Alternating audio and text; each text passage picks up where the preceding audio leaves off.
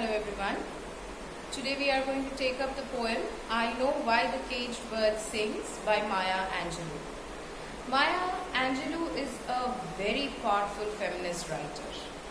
Personally, I really love her poems, and if you read Phenomenal Woman, you will know why she is such a powerful writer, because she kind of, in her poetry, she breaks the stereotypes of gender discrimination and racial discrimination. Now, Maya Angelou is basically an African American poet. That is to say that she is a Negro, she is black, alright? And living in an American society, being an African American in a white American society, has brought her a lot of challenges. She had to face a number of challenges based on gender and racial discrimination in her life. Now, when America was under the British rule, the colonizers had brought many Africans. They had transferred many Africans as slaves to the United States, and for a long time the Africans remained slaves to the white settlers in America. Then they revolted against it. Around the 1960s there was the African American civil rights war, and finally civil rights movement, and then finally the slaves did get their liberty. They got the freedom. The Americans could no longer keep slaves. The slave trade was abolished, so to speak. However, even after that, for a long time, there remained a racial discrimination in the society. The African Americans were not allowed to go to the various places where the white Americans could go. Now, the white Americans were basically the Europeans who came to America and settled earlier in their colonial rule. So they basically started owning everything, and slowly they gave the black Americans very little rights. Like, they could move in restricted areas, they could go to restricted places, but they could not move freely as the white Americans could. Now, in this particular poem, I Know Why the Caged Bird Sings, the poet Maya Angelou writes this from her experience of life till 17 years of age. She had faced severe racial discrimination. She was also abused as a teenager, and for a number of years she had become mute. She could not speak. Okay, and coming from that kind of experience, this poem is the poem that she could pen down, coming from her personal experience. Now, in this particular poem, we have to understand the caged bird and the free bird have been used as metaphors by Maya Angelou. Now, one thing you need to understand before we go into the poem per se, is Maya Angelou not only had to face discrimination only because she was black. First of all, she was a black American, African American. Secondly, she was a woman. Okay, in a patriarchal society, women have to face discrimination. Alright, and thirdly, she was an artist. She wanted to become a poet. She wanted to become an artist. So, number one, racial discrimination. Number two, gender discrimination. Thirdly, her aspiration was to become an artist. Being a woman, a black woman in a predominantly white American society, the black Americans belonged to a very marginalized section of the society, because the dominating class was the white Americans. Alright, so being in that particular class, to aim to become a poet, an artist itself is a challenge. So she had various levels of discrimination that she had to face in her life, and all her writing stems from that kind of discrimination. Now, if we read her poems, we are not going to read the poem poems only in terms of racial discrimination. Please understand that when you read the poem from a modern perspective, you will be you will be thinking about all kinds of discrimination that exists in our society, whether they be gender discrimination or racial discrimination, class discrimination, even in the modern society. In our patriarchal society, in India even, this poem strikes a very, very kind of similar chord, because we can see that there are levels of discrimination in our society as well. So when you read this poem, when we read this poem as readers, we understand Maya Angelou's background, we understand her struggles, but at the same time there is a universal appeal to this poem. It speaks of all kinds of discrimination, and it speaks of all the people who are discriminated against. Okay, so with that kind of broader perspective also we will be reading and analyzing the poem. Now in this particular poem, the poet uses two very strong metaphors. The metaphors are of the caged bird and the free bird. The caged bird is a metaphor for the African Americans, for Maya Angelou, okay, and for all the oppressed classes in the society. Alright, and the free bird stands for, number one, the white Americans who are free and who enjoy everything, and they are responsible for caging the caged bird, as you see, the oppressed section of the society. As opposed to that, the free bird who enjoys enough liberty in the world, and the entire world seems to belong to the free bird. And universal appeal, it talks about all those classes, all those sections of the society who think that they are powerful enough to oppress another section of the society. And the poem works in contrast. Alright, the free bird and the caged bird are contrasted in order to show the wide gap between the oppressor and the oppressed.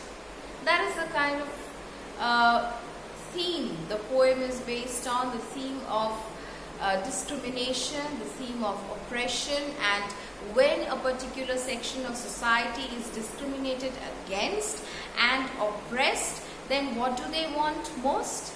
They want liberty, or they want freedom. Therefore, oppression and freedom stands as the central theme or the central idea of this particular poem. I know why the caged bird sings. With this background, we move to the poem itself and we see how the contrast works. The poem begins with the image of the free bird, and the poet says, a free bird leaps on the back of the wind and floats downstream till the current ends, and dips his wing in the orange sun rays and dares to claim the sky. The predominant image in this particular stanza is the image of freedom and enjoyment. A bird that is not encaged, that is not put inside a cage, that bird is free to do whatever it feels like. So it can fly freely. That's why the word leaps has been used, jumping with unbound energy and happiness. Okay, that is the kind of expression that the free bird gives. A free bird leaps on the back of the wind. It flies fast, and it moves along with the current of the wind, enjoying the wind and the breeze, and floats downstream till the current ends. And then it goes straight downwards, swooping down till the current of the wind can be felt, and dips his his wing in the orange sun rays and dares to claim the sky. Okay, a free bird is free to enjoy the sun. The orange sun rays is the color of the sun at dawn. That is at the time of sunrise. So the free bird spreads its wings and enjoys the sunrise and dares to claim the sky. That is, the free bird is daring enough to claim the sky as its entire. He is free enough to claim the entire sky as his kingdom, as the place that he can rule. Now you see, the entire sky is its own, and there is exaggeration there because a bird is tiny as compared to the vastness of the sky. A bird is just a tiny creature if you compare it to the enormity of the sky. But the bird feels so powerful only because it enjoys freedom. It feels so powerful that it is ready to say that it owns the entire sky. Okay, so with this, you find the tone is one of joy, happiness, freedom, ecstasy in the first stanza. And as I said, that the poem works in contrast. Contrasted to the condition, the joyful condition of the free bird, we have the condition of the caged bird. And in the second stanza, the tone becomes little depressing, sad, and oppressing, even to match the oppression of the caged bird. So it mentions, but a bird that stalks down his narrow cage can seldom see through his bars of rage. His wings are clipped and his feet are tied, so he opens his throat to sing. Now here you see the image of double oppression quite clearly. First of all, the bird's movement is restricted because it has been caged inside a narrow cage, a very small cage. Over and above that, his wings are clipped and feet are also tied. So even in that narrow cage, it cannot move or it cannot spread its wings. This is the kind of double oppression that the African American woman or the African American woman artist Maya Angelou would face in a majority of white American society. Alright, so the bird that stalks down, it walks stealthily, the confidence is lost. Years of not having the freedom to express themselves the way they want to has taken away the confidence. So it can only stalk. Moreover, its feet are tied, so it can barely walk confidently, or it cannot even walk about freely. And he stalks down his narrow cage. The cage is very small. This cage is the cage of oppression of society. And he can seldom see through his bars of rage. The bars of the cage are being called as bars of rage because the caged bird, because of this oppressed condition, the caged bird feels angry. It feels angry at the people who are free and who enjoys the freedom and who have enslaved them and encaged them in a small area. And therefore, it cannot even look beyond, it cannot even desire freely that freedom because it is restricted within that angry, within that anger within themselves, which does not even allow them to express themselves from within the bar. His wings are clipped and his feet are tied. As I already said, it's a double oppression. However, even in this kind of situation, the caged bird refuses to give up. So he opens his throat to sing.